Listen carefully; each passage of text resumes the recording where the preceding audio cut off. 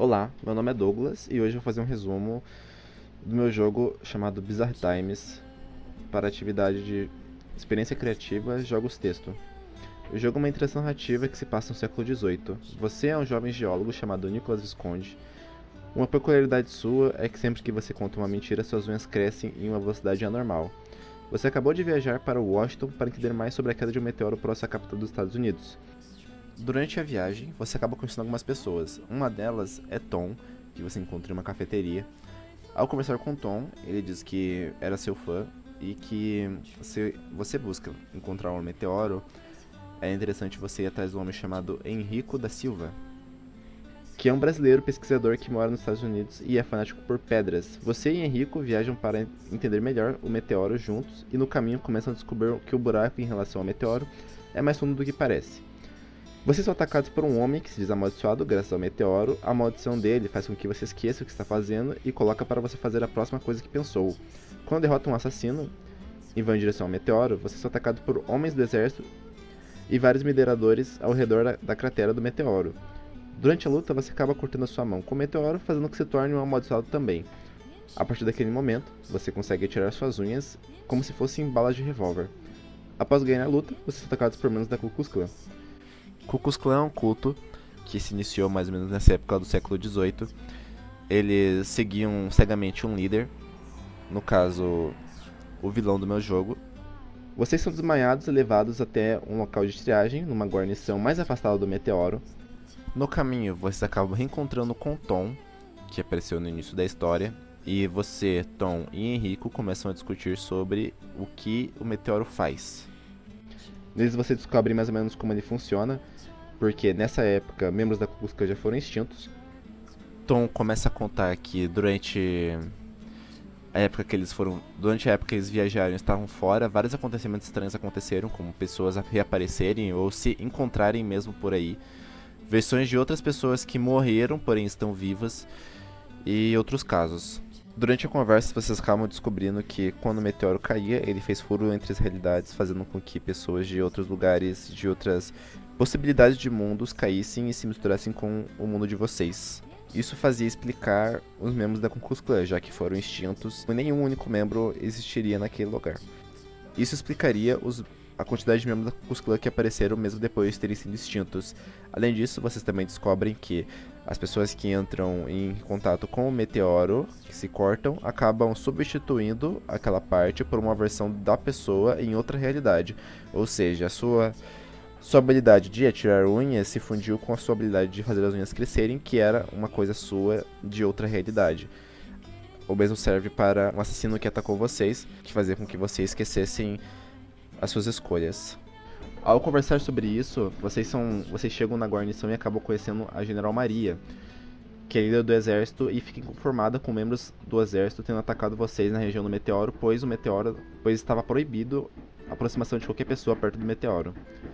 Durante o interrogatório com a General Maria, vocês acabam contando sobre a Ku Klux Klan que atacaram vocês.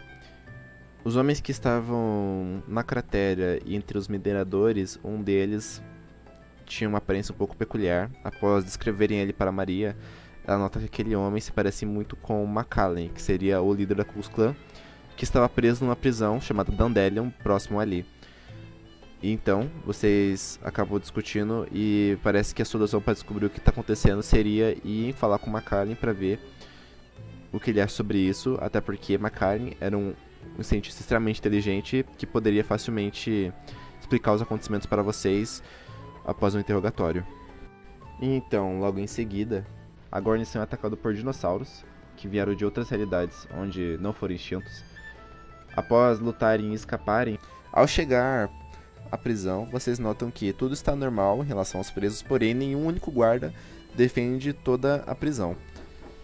Ao chegar próximo à sala de McCallan, vocês notam que ele não estava lá, ele tinha escapado. Ao chegar na parede, vocês notam que existem diversas anotações sobre o meteoro.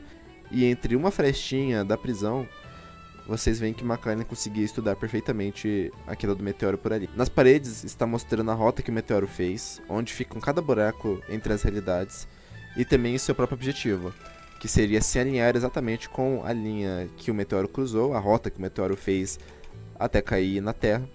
Se Macallan estiver alinhado exatamente com a rota que o meteoro fez, ele vai estar diretamente alinhado com a primeira realidade. Assim, ele se fundiria em uma realidade que ele seria Deus. Porém, num dos cantos da prisão, há um outro cálculo relacionado a essa rota, que é um pouco diferente do que essa primeira rota que ele desenhou.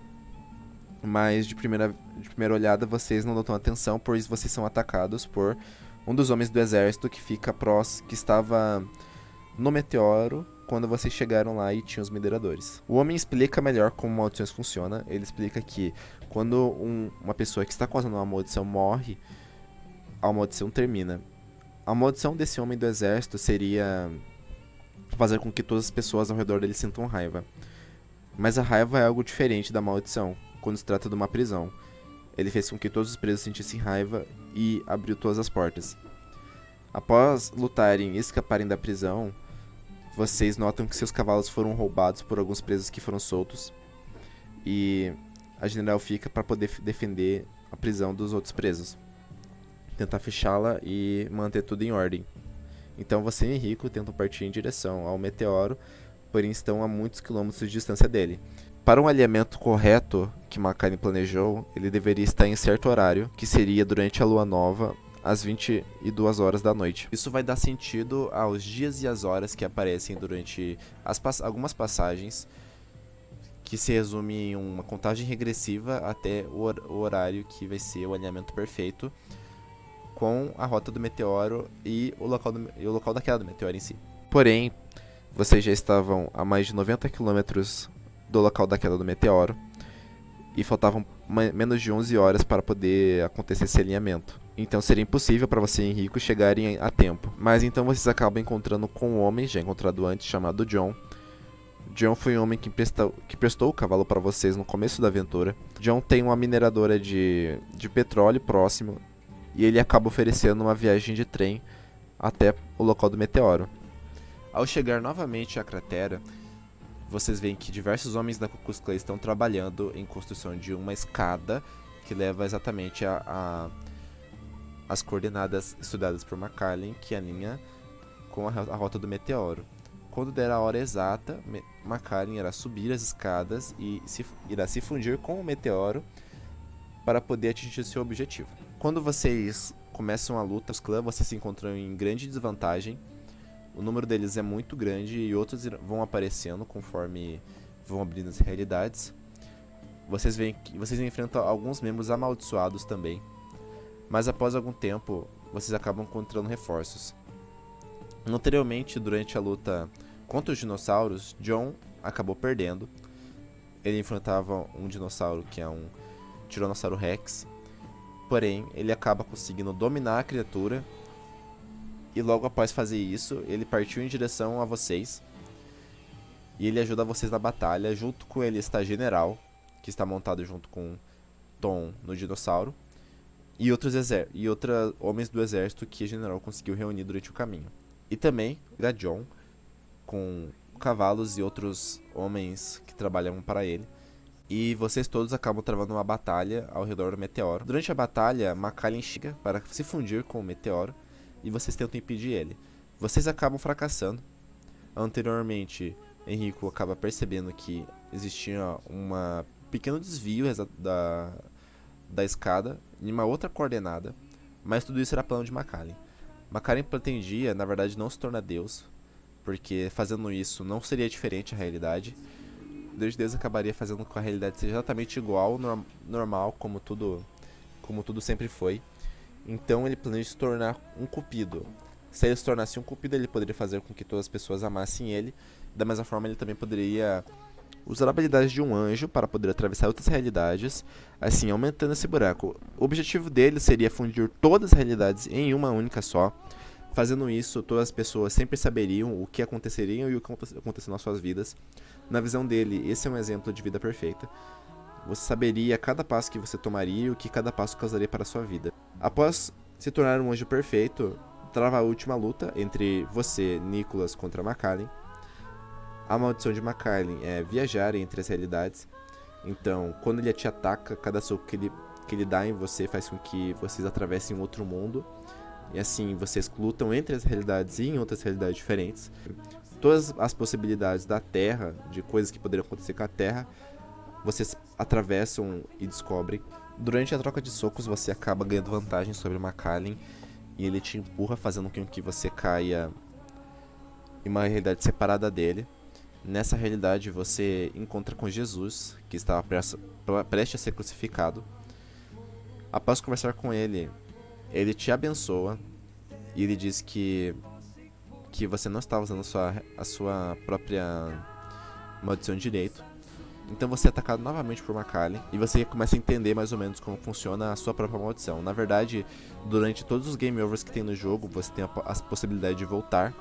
E o mesmo acontece agora. Na verdade, a sua habilidade poderia ser voltar no tempo. Mas durante a luta você acaba descobrindo que não é exatamente voltar no tempo, e sim mexer com o tempo. Então você consegue parar o tempo, voltar no tempo, avançar o tempo. Isso você usa para derrotar Macallan. Você imbui o seu tiro de unha com esse poder do tempo e você mata Macallan. Você se lembra que para poder acabar com a maldição que alguém está causando seria matando a pessoa. Como o Macallan se fundiu com o meteoro, isso faz com que ele seja causador de todos os buracos nas realidades. Então quando você mata Macallan, já pensando na habilidade do tempo, faz com que todas as vezes que ele fosse morrer seria para corrigir cada realidade. Ou seja, Macallan teria que morrer em cada realidade para poder corrigir todas elas. Então aos poucos ele morre e corrige outra. O poder do tempo você usou para acelerar isso, porque em alguma realidade ele ainda poderia viver uma vida completa para daí sim morrer, e isso atrasaria bastante o conserto das coisas. Então você acelera o tempo para isso acontecer. Então todas as mortes de Macallan são aceleradas para que possa ir corrigindo o tempo em cada realidade diferente.